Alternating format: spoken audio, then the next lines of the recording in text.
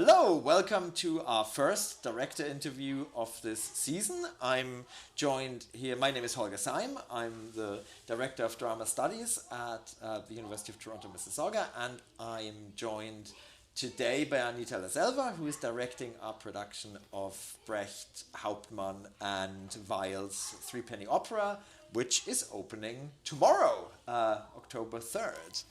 Hello, Anita. Hello, Holger. Well, welcome again. Thank you. Happy to be here, especially with this play.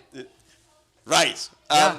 Let me ask you. Okay, so we're doing Threepenny Opera in translation by Simon Stevens, the English playwright Simon Stevens, which will feel probably somewhat unfamiliar to a lot of audiences in Canada that know the play. Yes. How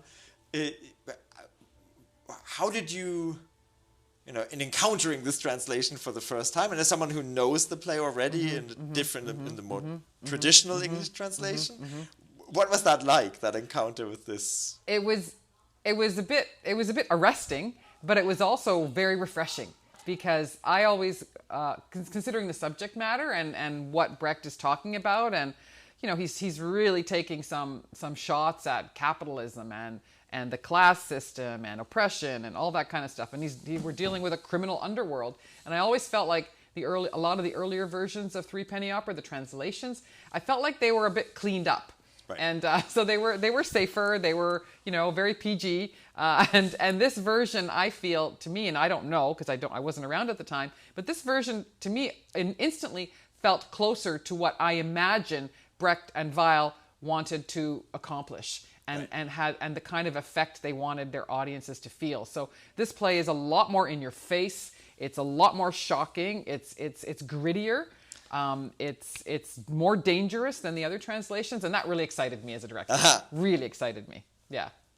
Does it feel more? I mean, it feels more contemporary as well. Yes, right? absolutely, absolutely. Yeah, very contemporary, and I think that because it doesn't pull its punches in terms of really addressing some of the uglier and the darker side of life, that it allows us to kind of find those parallels in our contemporary society right now. And, all like the scenes with the beggars and this kind of like curated beggardom that we have, and dealing with people who are unhoused and people who are down and out, and this philosophy of what's going on. I think, oh, wow.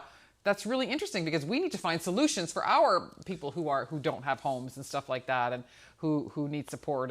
And even though Peachum has a very skewed view of his version of it, he's found some kind of solutions, not exactly the right solution, but he's found some kind of solution. And what I love about it is that I feel like I'm hearing Brecht's point of view much more strongly in this adaptation translation than I have in some of the earlier ones. Yeah.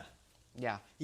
Now that, as someone who was involved in putting together the season, I really wanted us to do this translation because it's a young playwright's play. Yes.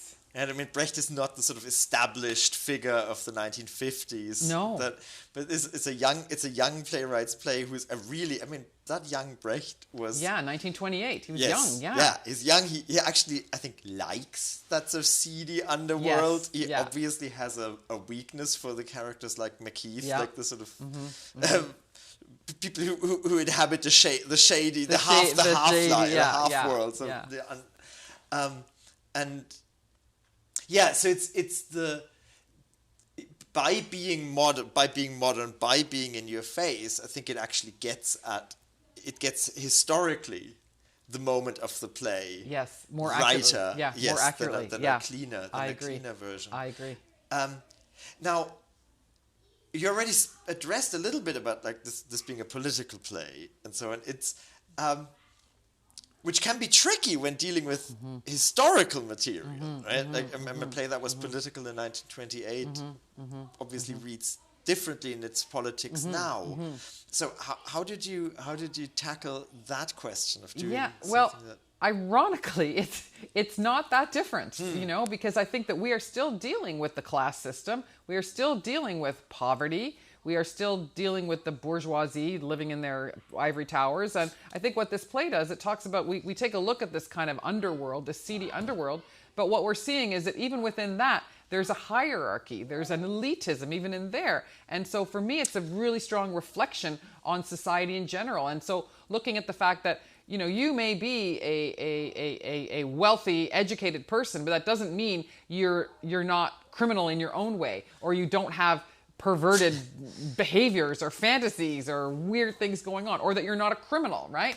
You know, it's like everybody, you know, white collar criminals. I mean, you know, we have them. So I feel like it's not that different. And, you know, we're talking full on about people who do not have homes, who live on the streets, who are begging for their livelihood. And that is an issue right now in society all over the world. Poverty, oppression, you know, and we have one, and, you know, Brecht does, he kind of takes a side slice at it with irony. Do you know what I mean? Yeah. In showing it to us. And, you know, some people when they see the play might go, oh, that's really politically incorrect, to show people saying, oh, that's an addict and that's a lunatic and that's a this. But that's Brecht's irony, right? In the sense of, let's really call it what it is in terms of, you know, what society has seen of this. And then Brecht is like obviously trying to find different solutions. Like, what if we had a Peachum who then has a place where all the beggars can live? He takes a cut, of course, because he's a capitalist, just like all the other rich folks.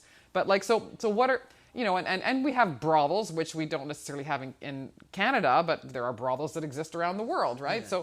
So I feel like there's not, you know, we still do have, I mean, I think the difference is that this comes from a much more sexist era. Yeah. But for his era, Brecht was amazingly progressive. Like we see in this play, and this is something that I really wanted to address, was the evolution of Polly Peachum. Yeah. Like, and that's something that I feel like this translation offered me as a director the opportunity to do. And as I was working with the actors playing Polly, I was like, we want to see Polly as this kind of naive, sheltered little girl, but I want to see her step into being the boss wife. Do you know what I mean? And not necessarily killing people or doing stuff, but she's the boss wife in terms of, I am now running the business. Do you know? So and that to me is very empowering for women, is to be able to step into that. I'm going to run your business now, and I'm going to take over the business. And that I love. And I feel like that is, with this translation, it's really more obvious. And also in the way that I've directed it, I really kind of leaned into that in wanting to see Polly really take her power. So that really excited me. Right. Because in the plot of that plot line of the play, right? I suppose one could easily say, well, here's this bad boy, McKeith. There's all these women swarming around him, and the play just replicates that sort of and it does structure. And we do see the characters like Jenny who have fallen victim to sort of, they're the sort of the casualties of his toxic masculinity, right? Yeah. And Lucy being, but I think Polly has the opportunity, and I think too often directors keep her that sweet little girl. And I wanted to, and this translation though, you'll see in it, it talks about her taking over the accounts and taking over the business and taking over this, and I'm like, well, that's not a sweet little girl anymore. Yeah. That is a young girl who has evolved into a really smart woman with business smarts. And yes, she's running a criminal operation, but she is smart. She's running an empire. Yeah. Which I love. So did you then also, I imagine you also leaned into the second scene between Polly and Lucy more than the first one, right? Because they have that jealousy scene. Yes, the jealousy scene. And then they have the second scene where they sort of, which is more about female solidarity. Yeah, which you'll see. It's very much about female solidarity in that. And you know, you always, so the two of those kind of found that female power. And sadly, and which I think realistically, we see that Jenny doesn't really find that power, and that is a reality in the world as well. Yeah, you know. Yeah. So I feel I didn't want to tie it up in a bow in that sense of like, oh, it's all female solidarity, because Jenny is a casualty of all that. And I think I wanted that to be quite clear, that there's that side of it as well, but there's also the other side. Yeah. So that was it. And Mrs. Peachum is I think the character of Mrs. Peachum is written much more strongly in this translation than she is in the earlier ones. Right. And she's got more character, and there's a lot of fun. You're going to see a lot of fun with Mrs. Peachum.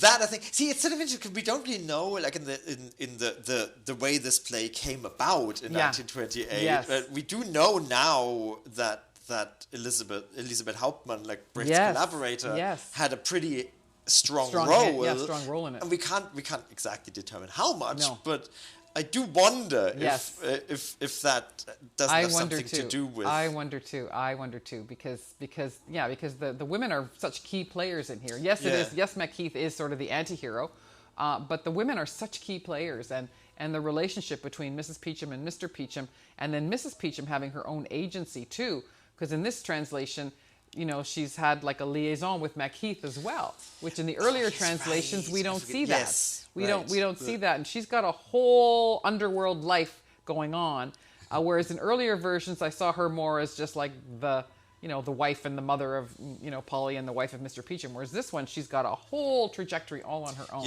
which is much more self-driven, by her as a woman. Which is exciting to me. No, of course. That's interesting. Do you think... Okay, so to come back to the political question, right? I mean, you talked about Brecht's irony. Yes. One could maybe also describe it as a cynicism in some ways, that's right? true. Absolutely. Because I sort of wonder, I mean, I think it's obvious that it's a play that offers a sort of political analysis, or that looks at the ways the system is broken. But I'm not sure that it's a play that offers much in terms of solutions to the brokenness. No, it doesn't. It doesn't. And I think for me, in this play, I always look, when I direct a play that has political undertones, I look, who is Brecht's mouthpiece? Right. And if you actually look at a lot of what J.J. Peachum says, he's a lot of the mouthpiece, in the sense that he is and his wild, weird ideas and solutions that he comes up with is, I think, Brecht taking lots of just blows at society and what's happening. And some of the lines that he sings is like, like life is shit and that's it, and like, what are you going to do about it? We try to do this, we try to be good, we try to do that, we try to get ahead, and then we get squashed on. And so I really feel like he is a lot of what Brecht is really giving, that criticism of society and what we have allowed ourselves to become through capitalism and power and greed and the whole elitist class system. And so I really feel like if you listen to a lot of Peachum's, and especially in this translation, Simon Stevens does not pull his punches. No. In terms of how he has translated the work, and some of those lyrics are very hard hitting about society and really criticizing how we have allowed our society to disintegrate into this sort of this chaos and this debauchery.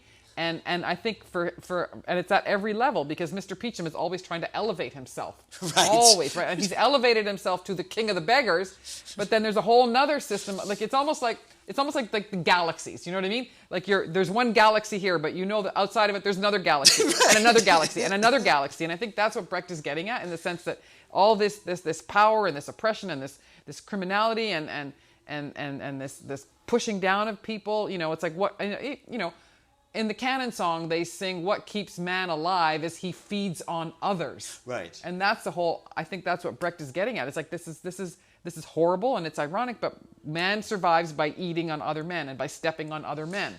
And I use men in terms of mankind, humankind. Yeah. So I think it's very, very obvious how he's just like slashing what's happened to society, and yet he does not offer us a solution. Yeah. That's the thing. Some people may say that's slightly a nihilistic point of view, but I don't know. I think that for me, I think that how it stays out of nihilism is that they sing songs. Right. What I mean? I was about to ask you that, right? Like, so it's because it's not a depressing play. No, it's not, an incredibly and it's very enjoyable funny, play. and there's a lot of humor in it. And that's why I love that. That's why I talk about the irony, is that there's a lot of humor in it. And so I think that the songs are there, and even the ending is funny. He's like, well, you know what? Life is shit, but you know what? We're going to sing a song now, and we're going to save Macheath, and we want you to leave the theater feeling good, right? So I think that through the songs and through then how he does that twist at the end, I think that what that says is that we can't necessarily rely on society and the governments and the systems to create our happiness, that we have to actually create our own happiness by finding moments like this in the theater by singing a song, by doing this, by doing that, right? So no, there's no real solution. And you know, the irony is that he says there's no moralizing in this play, but of course he's moralizing in this play, big time, all over the map. But he says we're not moralizing because you know they're not preaching at us about bad. They're just showing it to us. Well, then there's also, I mean, the whole thing about like food first, morals second, right? Yeah. I mean, what is it? What's that thing? I can tell you what it is in German. Erst kommt das Fressen, dann kommt die Moral. Yes. That is the fodder first, then food the morals. First, then morals. Yeah, and that's it's more like grub. Like it's rawer than food. Yeah. Fressen is what animals do. Yes, what animals eat. Feed first, then moralizing. Yeah. But that obviously speaks to like there's a primal needs. And there's all sorts of food moments in the play too. Yeah. We talk about turn men into beefsteak tartare. Yes. You know, we talk about what Mac wants as his last meal: the Pule cheese and the quail eggs and the asparagus.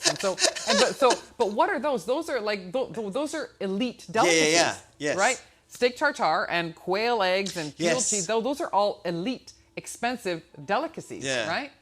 So, yeah, I think there's something in that's significant. So this is a major departure, this production, for our program in the sense that it's the first. Well, I resist. It's not a musical. It's not an opera. It's a play with music. Yes. But there's a lot of music in it and a lot of singing. Yeah. Which, you know, as the people out there may know, is not something that we're not a musical theatre program, even though some major figures in the Toronto musical theatre scene have come from this program. But it's not at the heart of what we do. And obviously this group of students is very musical. Very musical. But you were working really, I mean, in a way that I think Brecht actually and Weill both had in mind. You were working with a group of actors rather than a group of singers. Yes, which is that to me is really exciting, because in order to do this piece, to perform in this piece, you need not only to be a good singer, but you need to be a good actor. Yeah. Because there are so many, even though we're working, you know, to a certain degree with the Brechtian alienation effect, in the sense that we know we're in a theater, but in that sense, it's like we know we're in a theater. We always know that there's stuff going on backstage, but when you're in the scenes, you know, Brecht talks about you need to show society what this character is going through, and we have to do that as actors fairly authentically. Yeah. Otherwise, we just look like cardboard cutouts, right? Yes. So you have to find actors who can actually go into that and then be able to pull out into something campy. Yes. So you're going in and out a lot, and you'll see a few times where we go in and out of camp, and then we go right into something really, really intense. Oh, cool. And so you need really strong actors to be able to go to that intensity and that darkness, and really find the danger, right? So that's why I think it's ideal for actors who are good singers. Right. Yeah. And that is actually, I think people often, like people who know something, or learned or read something about Brecht, sort of assume that it's all like a super fake feeling, and it's not at all. No, like I think a lot of people misinterpret the alienation effect in epic theater, that they feel like it's got to be like, you know, kind of.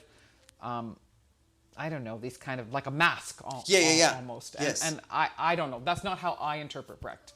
I don't interpret him that way. I think that how I interpret it is very much in the sense that that these are actors who are going to show you a story. We're going to perform a story for you, and we're in a theater, so we're not trying to pretend. We're not trying to lull you into imagining that you're, you know, in the English countryside at midnight. No, we're not trying to do that. What we're going to do is we're going to show you this, and we're going to take you into a story that's very intense, and then we're going to pull you out again and say, and so that gives us time to think. Yes. Like for me, this effect is it gives the audience time.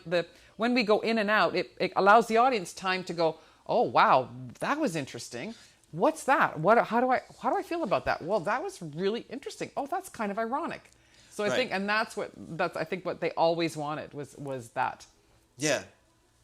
Which only works if you sort of believe, if you're in the story and then out of the story again, and that's why we have the the banners who announce the scenes, and I've chosen to have banners and someone speak them as well throughout. Okay, right. So I've chosen to have the balladeer much more throughout the piece. So that's been a directorial choice, that I've chosen to have the balladeer take us through the whole piece. Oh, interesting. So there's almost like a narrator. So there's almost like a narrator, so that you're always aware that you are listening and watching a story unfold, as opposed to immersing yourself. Right. Yeah. Which is, the music in a way is probably the most difficult for that, right? Because music sort of pulls you along.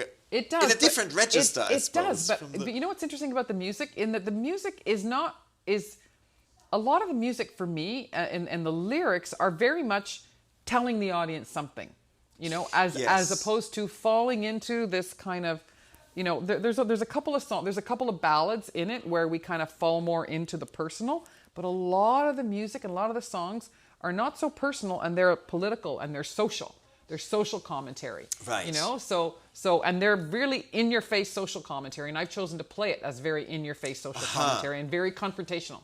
Like, I think when you see this play, people, I hope they will find it confrontational, because that's been the intention. Cool. with addressing Brecht's politics in this day and age, and this piece has made it confrontational. And then there are a few beautiful breaks where you have the more romantic, where you have the more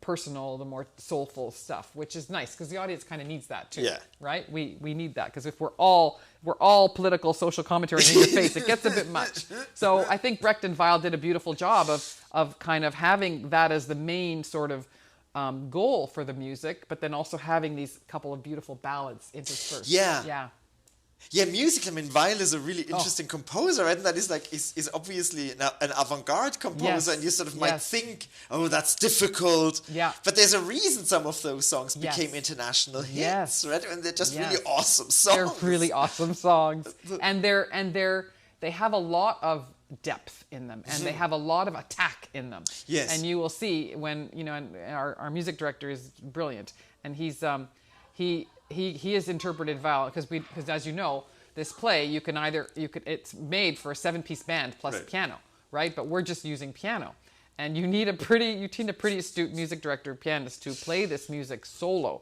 and he really has a handle on Kurt Weill. And you will see there's a certain attack and an aggressiveness and a rhythm that is present, which really elevates it and really inspires the cast with their singing too. Fantastic. Well, I can't wait. Starting tomorrow. Mm-hmm. And Justin Hiscox is his name. Yes, music Justin director. Hiscox is music director. So, starting tomorrow, October 3rd, running for 2 weeks. We have multiple in-week matinees for the first time ever. And I should say, in true Brechtian fashion, we're filming this backstage, and there were probably noises that you heard throughout from the rehearsal hall, where students are working on scenes and warming up. But you can now come and see them on stage at some point in the next 2 weeks, and I hope to see you there. Thank you, Anita. Thank you. Hope to see you there.